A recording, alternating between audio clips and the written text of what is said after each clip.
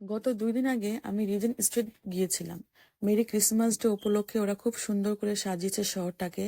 সেটা দেখতেই গিয়েছিলাম। এই যে ফুলগুলো দেখছেন এগুলো কিন্তু সত্যিকারই ফুল না, কাপড়ের তৈরি ফুল। ওরা সুন্দর করে ভিতরে লাইট দিয়ে সাজিয়েছে।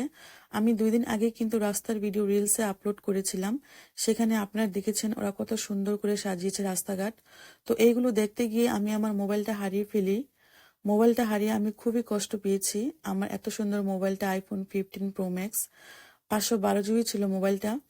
নতুন মোবাইলটা আমার বেশি দিন হয় নাই কিনেছি।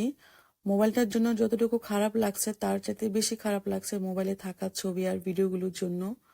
মোবাইলে অনেকগুলো ভিডিও আমি তৈরি করে রেখেছিলাম, একের পর এক পোস্ট করছিলাম।